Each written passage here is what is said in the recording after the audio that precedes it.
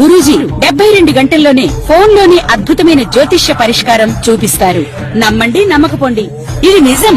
శ్మశాన కాళి రుద్ర చౌడీదేవి ఆరాధకులు నంబర్ 1 వశీకరణ స్పెషలిస్ట్.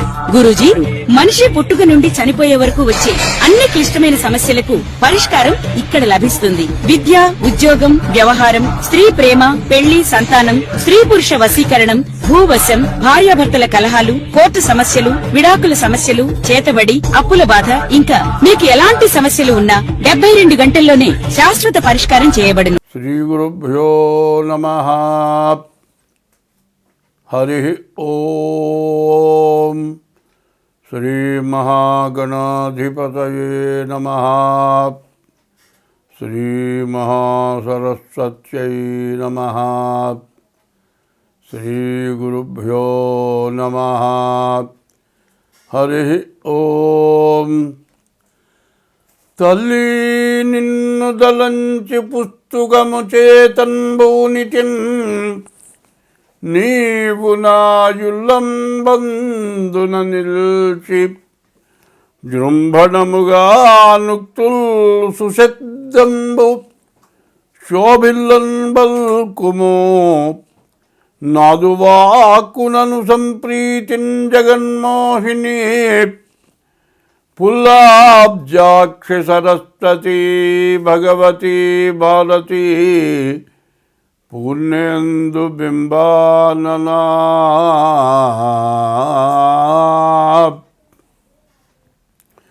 అరజన్ శంతను పుత్రుపై విదురుపై అక్రూరుపై గుబ్జపై నరుపై ద్రౌపదిపై కుచేలునిపయన్నందవ్రజశ్రేణిపై పరగంగల్గు భవత్కృపారసమునాపై కొంతరా నిమ్ము నీ చరణాబ్జంబుని నమ్మినాడ జగదీశా.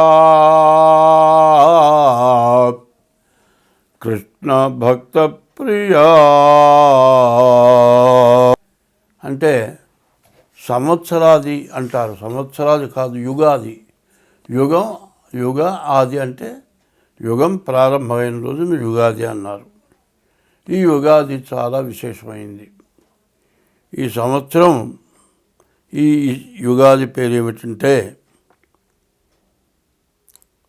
పరాభవనామ సంవత్సరం. 19/3/2026 ఇది పరాభవ నామ సంవత్సరం. ఈ పరాభవ నామ సంవత్సరానికి అర్థం ఏంటంటే పరుల చేత భంగపడటం పరాభవం, ఇతరుల చేత వంచింపబడటం జరుగుతుందని. అయితే ఇటువంటిది మనకు జరగకుండా ఉండాలి. ఎవరికైనా ఒకళ్ళ చేత మాట పడటం అంటే చాలా కష్టం. అటువంటి పరిస్థితి రాకుండా మనం అందరం కూడా తలకాయ ఎత్తుకొని తిరగాలి. ఏ బాధ లేకుండా సంతోషంగా ఉండాలి. అట్లా ఉండాలి అంటే ఈ యుగాది సంవత్సరాది రోజున మనం పంచాంగ శ్రవణం అంటారు. పంచాంగం అంటే తిథి, వారం, నక్షత్రం, యోగం, కరణం, ఈ 5 కలిసి పంచాంగం. ఈ పంచాంగ శ్రవణం చేయాలి. ఈ పంచాంగ శ్రవణం ఎందుకు చేయాలి అనేది చెప్పుకుందాం. శ్రీకళ్యాణ గుణావహం రిపుహరం దుస్వప్న దోషాపహం గంగా స్నాన విశేష పుణ్యఫలదము గోదానతుల్యం నృణాం ఆయుర్వృద్ధిదముత్తమం శుభకరం సంతాన సంపత్ప్రదం నానాశాస్త్ర సుసాధనం సముచితం పంచాంగమాకర్ణ్యతాం. ఈ పంచాంగం ఎందుకు వినాలి? వింటే మనకు వచ్చేది ఏమిటి? శ్రీకళ్యాణ గుణావహం. మన ఇంట్లో ఎప్పుడు శుభం జరగాలి, అశుభం జరగకూడదు, మంచి జరగాలి. మనకు శత్రువు అనేవాళ్ళు ఉండకూడదు. మనకు శత్రుత్వమే ఉండకూడదు, మన మీద ఎవరికి శత్రుత్వం ఉండకూడదు, చెడు కళలు రాకూడదు. చెడు కళలు వస్తే మన ఇంట్లో ఎవరో చచ్చిపోయినట్టు కళ వచ్చిందనుకోండి, కళ్ళని ఏడుస్తారు, తీరా లేస్తారు, కళ్ళు తెరిచి చూస్తారు. చూసినా కూడా ఆ మనిషి చచ్చిపోయినాడు, ఎక్కడున్నాడు, ఏమైపోయింది, కటికని చూస్తారు. ఆ మనిషి కనపడేంత వరకు కడుపులో ఆవేదన. ఇది దుస్వప్నం. ఇటువంటి చెడు స్వప్నాలు రాకూడదు. మరి గంగా స్నాన విశేష పుణ్య ఫలదం. గంగా స్నానం చేయాలి. గంగా స్నానం చేస్తే విశేషమైన పుణ్యం వస్తుంది. ఈ గంగ ఎటువంటిది? హరిపాదోద్భవీం గంగాం అన్నారు. విష్ణుమూర్తి యొక్క పాదాల యందు నుంచి ఉద్భవించి భూలోకంలోకి గంగ వచ్చింది. ఈ గంగ అసలు ఎక్కడ ఉంది? హిమాలయాల మీద పరమేశ్వరుడు ఉన్నాడు. పరమేశ్వరుడు శిరస్సున గంగ పెట్టుకున్నాడు. ఆ గంగ ఒక్క బొట్టు విష్ణుమూర్తి యొక్క పాదాల యందున పడ్డది. ఆ గంగ ప్రపంచం మొత్తం వచ్చేసింది. మరి హరిపాదోద్భవీం గంగాం అన్నారు. హరిపాదాల నుంచి ఉద్భవించిన గంగ సమస్త పాపాలని పోగొడుతుంది. ఈ గంగ అటువంటి గంగా స్నానం చేసిన విశేషమైన పుణ్యం రావాలి మనకు. గోదాన పుణ్యం తొల్యం రుణాం. దూడతో కూడిన గోవుని దానం ఇచ్చినటువంటి సత్ఫలితం రావాలి. ఆయుర్వృద్ధిదముత్తమం. మనిషికి 120 సంవత్సరాలు మానవుడికి ఆయుష్ ఇచ్చాడు. మరి ఇప్పుడు ఒక ఆయన ఉత్తర దేశంలో 145 సంవత్సరాలు ఇప్పుడే బతుకున్నాడు. ఇంకా అటువంటి ఆయుష్ కలగాలి. ఆయుర్వృద్ధిదముత్తమం శుభకరం. అటువంటివి మంచి జరగాలి. సంతాన సంపత్ప్రదం. మంచి సంతానం కలగాలి. నానాశాస్త్ర సుసాధనం. అనేక శాస్త్రాలు ఉన్నాయి. ఒక్క శాస్త్రం చదవడమే చాలా కష్టం. అన్ని శాస్త్రాలు చదివినటువంటి ఫలితం మనకు కావాలి. ఇవి చదివితే మనకంత మంచి శక్తి జ్ఞానం వస్తుంది. ఇవన్నీ చేసినటువంటి ఫలితం ఉగాది సంవత్సరాది పండుగ రోజున ఈ పంచాంగ శ్రవణం చేస్తే ఇవన్నీ వస్తాయి. ఎటువంటిది? శ్రీకళ్యాణ గుణావహం రిపుహరం దుస్వప్న దోషాపహం గంగా స్నాన విశేష పుణ్యఫలదం గోదాన తుల్యం రుణం ఆయుర్వృద్ధిదముత్తమం శుభకరం సంతాన సంపత్ప్రదం నానాశాస్త్ర సుసాధనం సముచితం పంచాంగమాకర్ణ్యతాం. ఈ పంచాంగం వింటే అంత మంచి ఫలితం వస్తుంది. కాబట్టి సంవత్సరాది పండుగ రోజున ఉదయం పూట తెల్లవారుజామున లేచి తల స్నానం చేసి దేవుడి దగ్గర దీపారాధన చేసి మామిడి ఆకు తోరణం వాకిలికి కట్టి దేవుడికి పూజ చేసి దేవుడికి నివేదన పెడతాం. ఏం పెడతాం? వేపపూత ప్రసాదం అంటారు. ఇది ఏమంటారు? మామిడాకు, మామిడి కాయ, మామిడికాయ తురిమి, మామిడికాయ తురుము, తర్వాత వేపపూత, తర్వాత చింతపండు, తర్వాత బెల్లం, షడ్రుచులు అంటారు. పులుపు, ఉప్పు, తీపి, చేదు, వగరు. ఈ షడ్రుచులు కలిగినటువంటి ప్రసాదాన్ని మనం తీసుకుంటాం. ఇది దేనికి? మన ఆరోగ్యం బాగుపడుతుంది, మంచి జ్ఞానం కలుగుతుంది. తర్వాత ఇన్ని రకాలు నాలుక తగలగానే ఒళ్ళు గగురు పొడుస్తుంది. విపరీతమైన పిలుపు కానీ విపరీతమైన చేదు కానీ నోటికి తగిలితే మరి ఒళ్ళు గగురు పొడుస్తుంది. అయితే కష్టం కానీ సుఖం కానీ బాధ కానీ దుఃఖం కానీ సర్వాన్ని మనం సమర్థించుకొని మనం ముందుకు వెళ్ళాలి. కాబట్టి ఈ వేపపూత ప్రసాదం తినాలి ఈ సంవత్సరాది పండుగ రోజున. ఇది పంచాంగ శ్రవణం. ఈ విధంగా పంచాంగ శ్రవణం చేస్తే మనకు అంతా శుభం కలుగుతుంది. ఎటువంటి గ్రహస్థితులు బాగుండకపోయినా మనకు మేలు జరుగుతుంది.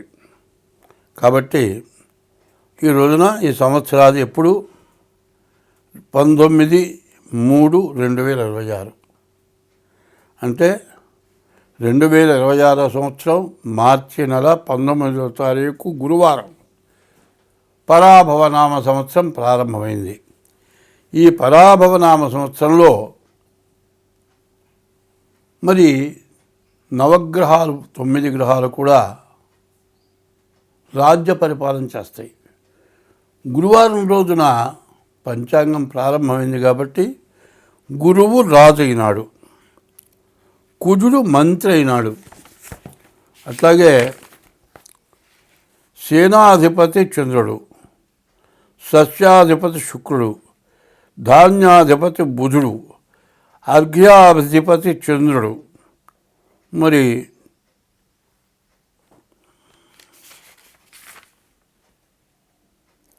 అర్ఘ్యాధిపతి చంద్రుడు, మేఘాధిపతి చంద్రుడు, రసాధిపతి సూర్యుడు, నీరసాధిపతి శుక్రుడు, ఇట్లా 9 గ్రహాలకి 9 యొక్క స్థానాలు వచ్చినాయి. మరి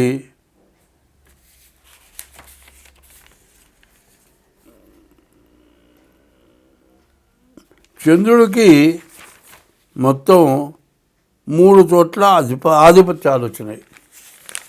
మరి సూర్యుడు, మరి గురువు రాజు అవటం, గురువు బ్రాహ్మణ గ్రహం కాబట్టి అంతా మేలు జరగటానికి అవకాశం ఉంది.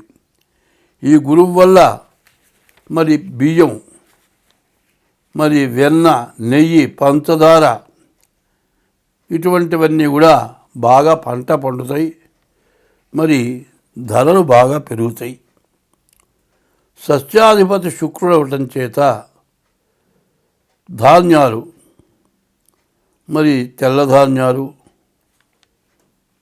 తెల్లటి భూములు బాగా పండుతాయి. ధాన్యాధిపతి బుధుడు అవటం చేత వర్షం, మధ్యమ వర్షం, సమస్త జనం కూడా గాలి, మబ్బుల వల్ల ఎక్కువ భయం కలుగుతుంది. అర్ఘ్యాధిపతి చంద్రుడు, అన్ని రకాల సస్యాలు ఫలిస్తాయి. తేనె, రసములు, ఉప్పు, మణులు, శంఖములు, చేపలు, గోధుమలు, ఆహార ధాన్యాలు, వస్త్రాలు, జొన్నలు, సజ్జలు, పంచదార, బెల్లం, పెట్రోలు, ఇతర నూనెలు, వెన్న, నెయ్యి, పాలు, పెరుగు, తమలపాకులు, వెండి, బంగారం బాగా దొరుకుతుంది. మేఘాధిపతి కూడా చంద్రుడు. సర్వదేశములందు కూడా మంచి వర్షం కురుస్తుంది. ధాన్యాలన్నీ కూడా బాగా ఫలిస్తాయి. గోవులు బాగా పాలిస్తాయి. గోవులు సుభిక్షంగా ఉంటాయి.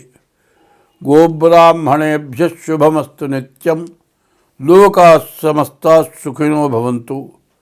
గోవు బ్రాహ్మడు ఎప్పుడు కూడా బాధ లేకుండా సుఖంగా సంతోషంగా జీవిస్తే లోకం మొత్తం బాగుంటుంది అని. మరి గోవులు బాగా పాలిస్తాయి. మరి సూర్యుడు రసాధిపతి.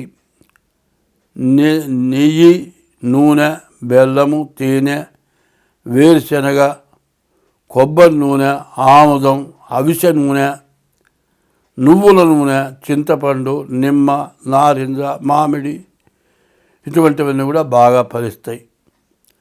నీరసాధిపతి శుక్రుడు. కర్పూరం, అగరు, చందనం, బంగారం, వెండి, ముత్యాలు, వస్త్రాలు బాగా దొరుకుతాయి. కొంచెం ధరలు మాత్రం పెచ్చుగా ఉంటాయి. ఇది నవనాయకుల యొక్క ఫలితం. అయితే ఇంకో విషయం మనం పూర్తిగా తెలుసుకోవాలి. 27 నక్షత్రాలు ఉన్నాయి. ఈ 27 నక్షత్రాలని కూడా 3 భాగాలు చేస్తున్నాం. అంటే 3 భాగాలు, ఒక్కొక్క నక్షత్రాన్ని 3 భాగాలు. అంటే సంవత్సరానికి 3 భాగాలంటే 4 నెలలు ఒక భాగం. 4 3 12 నెలలు. మొదటి భాగం 4 నెలలు, రెండవ భాగం 4 నెలలు, మూడవ భాగం 4 నెలలు. అట్లాగే అశ్విని దగ్గర నుంచి రేవతి వరకు 27 నక్షత్రాలకి కందాయాలు అంటారు. ఈ 3 కందాయాలు, మొదటి కందాయం 4 నెలలు, రెండో కందాయం 4 నెలలు, మూడో కందాయం 4 నెలలు, 12 నెలలు కూడా ఎట్టా ఉంది చూద్దాం. అశ్విని నక్షత్రం విషమే శ్రద్ధలాభస్యాత్. బేసి సంఖ్య వస్తే అర్ధలాభం. సమేతు సమతా భవేత్. సరి సంఖ్య వస్తే వచ్చే ఆదాయం ఖర్చు సమానం. విషమేష్వర్ధలాభస్యాత్ సమేతు సమతా భవేత్. తర్వాత ఇప్పుడు అశ్విని నక్షత్రం 4 2 4 మొత్తం సమానమైన సంఖ్య వచ్చింది కాబట్టి వచ్చే ఆదాయం ఖర్చు సమానం. అట్లాగే భరణి నక్షత్రం మొదటి కందాయం 7, రెండో కందాయం 0, మూడో కందాయం 2. మరి 7 2 9 వచ్చింది. వచ్చే ఆదాయంలో సగం లాభం. కానీ మధ్య కందాయం 0 వచ్చింది. 0 వస్తే ఏమిటి? మధ్య శూన్యే మనోవ్యధ. మధ్య కందాయంలో 0 వస్తే మనోవ్యాకులత. మూడవది కృత్తికా నక్షత్రం 3 వచ్చింది. బేస్ సంఖ్య, ఆదాయంలో సగం లాభం. చివరి కందాయం 0 వచ్చింది. అంత్యశూన్యే ఫలం స్వల్పం. చివరి కందాయం 0 వస్తే వచ్చే ఫలితం తక్కువ. రోహిణి నక్షత్రం చూద్దాం. రోహిణి నక్షత్రానికి వచ్చేప్పటికల్లా 5 2 3 మొత్తం 10. సమేతు సమతా భవేత్. వచ్చేది ఖర్చు సమానం. తర్వాత ఆర్ద్ర నక్షత్రం 3 1 4 4 8. మరి సమసంఖ్య వచ్చింది. ఈ సమసంఖ్య వచ్చే ఆదాయం ఖర్చు సమానం. పునర్వసు నక్షత్రం ఇది కూడా 10 6 2 2 10 వచ్చింది. 6 4 10. ఈ 10 కూడా సమేతు సమతా భవేత్. వచ్చే ఆదాయం ఖర్చు సమానం. పుష్యమి 1 2 2. ఇది 5 వచ్చింది. ఇది బేసి సంఖ్య. మరి విషమే శ్రద్ధలాభశ్చాత్. మరి బేసి సంఖ్య వచ్చే ఆదాయంలో సగం మిగులుతుంది. ఆశ్లేష నక్షత్రం ఉంది. మొదటిది 4 2 1 3 3 మొత్తం 8. వచ్చే ఆదాయం ఖర్చు సమానం. మఖా నక్షత్రం ఉంది. మొదటి కందాయం 7 2, రెండో కందాయం 2, మూడో కందాయం 1. ఇది కూడా 10 వచ్చింది. సమేతు సమతా భవేత్. వచ్చే ఆదాయం ఖర్చు సమానం. పుబ్బా నక్షత్రం ఉంది. మొదటి కందాయం 2, రెండో కందాయం 0, మూడో కందాయం 4. మొత్తం 6 సమసంఖ్య వచ్చింది కాబట్టి వచ్చే ఆదాయం ఖర్చు సమానం. మధ్య శూన్యే మనోవ్యధ. మధ్య కందాయం 0 వచ్చింది కాబట్టి మనోవ్యాకులత ఎక్కువగా ఉంటుంది. తర్వాత ఉత్తరా నక్షత్రం 5 1 2, 5 3 8. వచ్చే ఆదాయం ఖర్చు సమానం. హస్త నక్షత్రం వచ్చేప్పటికల్లా మరి మొదటి కందాయం 0, మూడో కందాయం 0, మధ్యలో 2. వచ్చే ఆదాయం ఖర్చు సమానం. మరి మొదటి కందాయం ఆదిశూన్యే మానవ వ్యాధి. మరి ఆ మొదటి కందాయం 0 మనోవ్యాధి. అంత్యశూన్యే ఫలం స్వల్పం. మరి చివరి కందాయం 0, మరి వచ్చే ఫలితం స్వల్పం. మొదటి కందాయం 0 ఉంటే వ్యాధి. చిత్తా నక్షత్రం వచ్చింది. చిత్తా నక్షత్రానికి వచ్చేప్పటికల్లా 3 3 6 వచ్చింది. మధ్య కందాయం 0. మధ్య శూన్య మనోవ్యాకులత ఎక్కువగా ఉంటుంది. వచ్చే ఆదాయం ఖర్చు సమానం. స్వాతి నక్షత్రం వచ్చింది. 6 1 1 మొత్తం 8 వచ్చింది. ఇది వచ్చే ఆదాయం ఖర్చు సమానం. విశాఖ నక్షత్రం వచ్చింది. మరి 1 2 4 4 3 7 వచ్చింది కాబట్టి వచ్చే ఆదాయంలో సగం ఆదాయం మిగులుతుంది. అనురాధ నక్షత్రం 4 2 6 వచ్చింది. వచ్చే ఆదాయం సమానం. వచ్చే ఆదాయం ఖర్చు సమానం. మధ్య శూన్యం వచ్చింది, మధ్య కందాయం 0 వచ్చింది కాబట్టి మనోవ్యాకులత ఎక్కువగా ఉంటుంది. జ్యేష్ఠ నక్షత్రం వచ్చేప్పటికల్లా 8 వచ్చింది కాబట్టి వచ్చే ఆదాయం ఖర్చు సమానం. చివరి కందాయం వచ్చేప్పటికల్లా 0 వచ్చింది కాబట్టి అంత్యశూన్యే ఫలం స్వల్పం. నువ్వు చేసే కష్టానికి ఫలితం చాలా తక్కువగా వస్తుంది. మూలా నక్షత్రం సమసంఖ్య వచ్చింది, వచ్చే ఆదాయం ఖర్చు సమానం. పూర్వాషాఢ నక్షత్రం కూడా 6 వచ్చింది, వచ్చే ఆదాయం ఖర్చు సమానం. మధ్యగంధాయం 0 వచ్చింది కాబట్టి మనోవ్యాకులత ఎక్కువగా ఉంటుంది. ఉత్తరాషాఢ నక్షత్రం వచ్చేప్పటికల్లా మొదటి కందాయం 0, మరి ఆది శూన్యే మనోవ్యాధి. మొదటి కందాయంలో 0 వస్తే వ్యాధి. బేసి సంఖ్య వచ్చింది కాబట్టి వచ్చే ఆదాయంలో సగం ఖర్చు సగం మిగులుతుంది. శ్రవణ నక్షత్రం వచ్చేప్పటికల్లా బేసి సంఖ్య వచ్చింది కాబట్టి వచ్చే ఆదాయంలో సగం మిగులుతుంది. ధనిష్ట నక్షత్రం సమసంఖ్య 6 వచ్చింది కాబట్టి వచ్చే ఆదాయం ఖర్చు సమానం.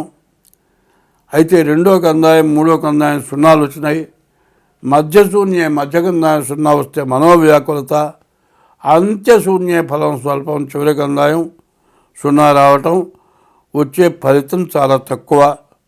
శతభిష నక్షత్రం వచ్చింది, 1, 1, 3 మొత్తం 5 వచ్చింది కాబట్టి బేస సంఖ్య వచ్చే ఆదాయంలో సగం మిగులుతుంది. మరి పూర్వాభాద్ర నక్షత్రం 4, 2, 1 మొత్తం 7 వచ్చింది కాబట్టి ఈ పూర్వాభాద్ర నక్షత్రం కూడా వచ్చే ఆదాయంలో సగం మిగులుతుంది. ఉత్తరాభాద్ర నక్షత్రం కూడా 7, 4, 11 మరి బేస్ సంఖ్య వచ్చింది కాబట్టి వచ్చే ఆదాయంలో సగం మిగులుతుంది. మధ్యగంధాయం 0 ఉన్నది కాబట్టి మధ్యశూన్యే మనోవ్యాకులత ఉంటుంది. రేవతి నక్షత్రం 2, 1, 2 5 వచ్చింది కాబట్టి వచ్చే ఆదాయంలో సగం మిగులుతుంది. ఇది ఆదాయ వ్యయాలు. ఇవి కందాయ ఫలాలు చెప్పుకున్నాం.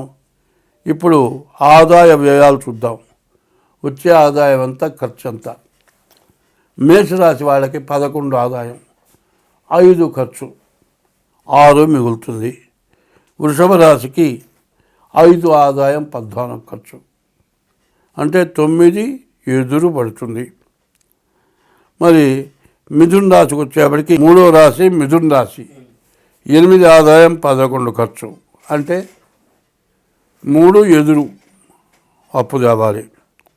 కర్కాటక రాశి 2 ఆదాయం, 11 ఖర్చు, 9 బాకీ. సింహరాశి 5 ఆదాయం, 5 ఖర్చు, వచ్చే ఆదాయం ఖర్చు సమానం. మరి కన్యారాశి 8 ఆదాయం, 11 ఖర్చు, అంటే 3 అప్పు. 7 తులారాశి 5 ఆదాయం, 14 ఖర్చు, 9 బాకీ. మరి వృశ్చిక రాశి 8 వృశ్చిక రాశి 11 ఆదాయం, 5 ఖర్చు, అంటే 6 మిగులుతుంది. ధనస్సు రాశి 14 ఆదాయం, 11 ఖర్చు, 3 మిగులుతుంది. 10 మకర రాశి 2 ఆదాయం, 8 ఖర్చు, కాబట్టి 6 మిగులుతుంది. 11 కుంభరాశి 2 ఆదాయం, 8 ఖర్చు, అంటే 6 అప్పు చేయాలి. మరి 12 మీనరాశి 14 ఆదాయం, 11 ఖర్చు, 3 బాకీ తేలుతుంది. ఇది ఆదాయ వ్యయాలు. చివరిది రాజపూజ్యం, రాజావమానం. అవమానం ఎంత? మంచి అనిపించుకోవడం ఎంత? చెడు అనిపించుకోవడం ఎంత? మంచివాడుగా పూజింపబడటం ఎంత? చెడువాడుగా తిట్లు తింటం, మరి బాధలు పడటం ఎంత అనేది తేలుతుంది. మేషరాశి 11 రాజపూజ్యం, 5 రాజావమానం.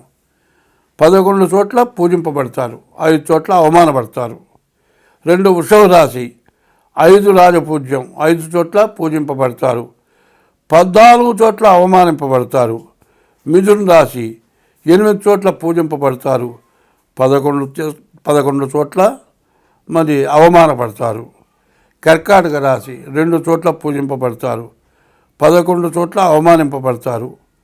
5 సింహరాశి 5 చోట్ల పూజింపబడతారు, 5 చోట్ల అవమానపడతారు.